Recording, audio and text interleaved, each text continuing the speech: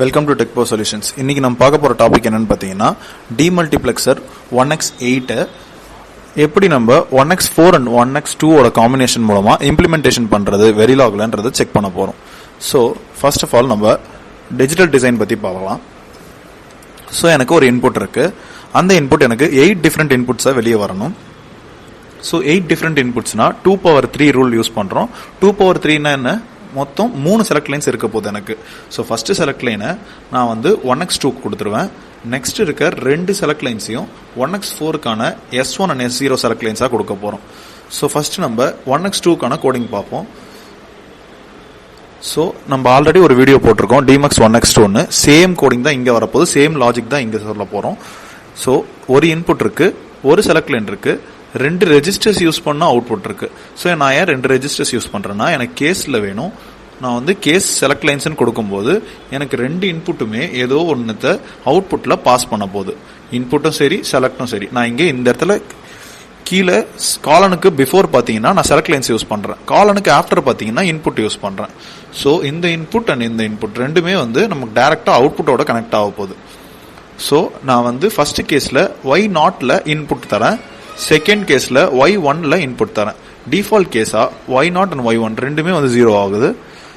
அடுத்து 1x4க்கு போறோம். ஸோ இது ஹைராக்கியல் கிடையாது, இது வந்து டைரக்ட் இம்ப்ளிமெண்டேஷன் தான் 1x4க்கு. ஸோ நான் என்ன பண்ண போறேன்னா ஒரு இன்புட் தரேன், அது இன்னு யூஸ் பண்றேன். ஸோ அடுத்த செலக்ட் லைன்ஸ்க்கு 0 அண்ட் 1 யூஸ் பண்றோம்.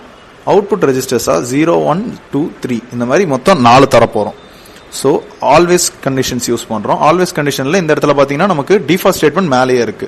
Y0, Y1, Y2, Y3 equals to 0. நாலுமே இனிஷியல் கண்டிஷன் 0 தான்.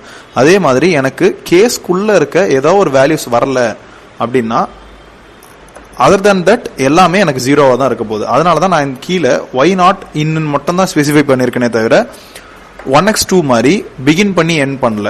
Y0, Y1, Y2, Y3 எல்லாமே என்னென்ன கண்டிஷன்ல இருக்கணும்னு நான் ஸ்பெசிஃபை பண்ணல. எனக்கு Y0 இன்னல இருக்கு, அவ்வளவுதான். டிஃபால்ட் ஸ்டேட்மெண்ட் நான் மேலேயே கொடுத்துட்டேன். ஸோ எனக்கு கேஸ் கம்ப்ளீட் ஆயிருச்சு, நான் எண்ட் கேஸ் கொடுத்துட்றேன். ஆல்வேஸ் பிகின் கம்ப்ளீட் ஆயிருச்சு, எண்ட் கொடுத்துட்றேன். மாடியூலும் கம்ப்ளீட் ஆயிருச்சு, எண்ட் மாடியூல் கொடுத்துட்றேன். ஸோ இப்போ நான் தேர்ட் ஃபைல்குள்ள போறேன், டிமக்ஸ் 1x8. ஸோ டிமக்ஸ் 1x8ல நம்ம என்ன பண்ண போறோம்னா டைம் ஸ்கேல் யூஸ் பண்ண போறோம். டைம் ஸ்கேல் யூஸ் பண்றது 1ns பார் 1ps பண்ண போறோம். ஸோ 1nsன்றது நானோ செகண்ட்ஸ். ஸோ எனக்கு வேவ் ஃபார்ம்ஸ் நானோ செகண்ட்ல தான் வரப்போகுது. நான் 2 ஃபைல்ஸ் இன்க்ளூட் பண்ண போறேன், டிமக்ஸ் 1x4 அண்ட் 1x2 ரெண்டுமே எனக்கு தேவைப்படும். ஏன்னா நான் ஒரு 1x2வும் 2 1x4ம் யூஸ் பண்ண போறேன். ஸோ 4 into 2 எனக்கு என்ன ஆக போகுது, 8 வேல்யூஸ் வரப்போகுது. ஸோ ஆஸ் யூஷுவல் தான் 8 அவுட்புட் நம்ம வேணும். ஸோ வந்து Y0ல இருந்து Y7 வரைக்கும் நான் அவுட்புட் எடுக்க போறேன். இன்புட் 1, அதே மாதிரி செலக்ட் லைன்ஸ் 2 இருக்க போகுது எனக்கு இந்த இடத்துல 0 to 2. ஸோ என்னென்ன வரும், SO, S1 and S2. So 3 இருக்க போகுது. செலக்ட் லைன்ஸ் முடிஞ்ச பிறகு நான் YS2 யூஸ் பண்றேன், Y1 and Y2. So direct implementation பண்றோம். இங்க 1x2, 1x4 and 1x4, D1, D2 and D3 இருக்க போகுது. எனக்கு இனிஷியல் கண்டிஷனா இன் தான் இருக்க போகுது. நான் இந்த இடத்துல டாட் இன் கொடுத்துருக்கேன் பாத்தீங்களா. ஸோ அந்த இடத்துல எனக்கு இன் தான் மெயின் ஃபங்க்ஷன். இந்த இடத்துல மெயின் கண்டிஷனே நான் வந்து இன்னு தான் யூஸ் பண்றேன். இந்த இடத்துல இருக்க இன்புட்டை நான் இங்க டைரக்டா இம்ப்ளிமெண்ட் பண்றேன். ஸோ எனக்கு லாஸ்ட்ல வரப்போற வேல்யூஸ் எல்லாமே பாத்தீங்கன்னா Y0, Y1, Y2, Y3. So இந்த டிமக்ஸ்ல பாத்தீங்கன்னா Y4, Y5, Y6, Y7 வரப்போகுது.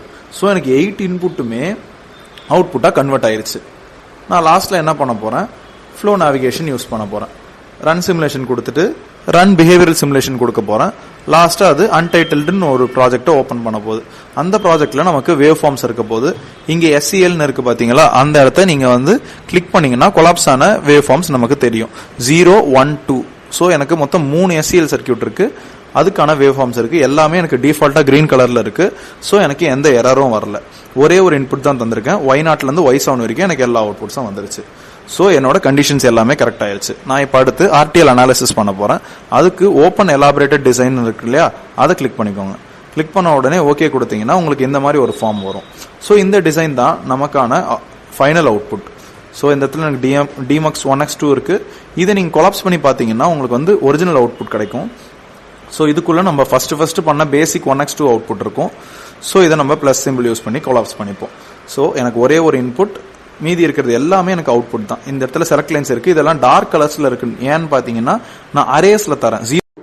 அதாவது மொத்தம் 3 செலக்ட் லைன்ஸ் நான் தனித்தனியா தராம நான் வந்து ஒரே அரேல தர போறேன் அப்படின்றதால டார்க் லைன்ஸ்ல வருது. எனக்கு எண்ட் லைன்ஸும் இது டார்க்கா தான் வரும். Y0 இருந்து Y7 வரைக்கும் நமக்கு அவுட்புட் வந்திருக்கு.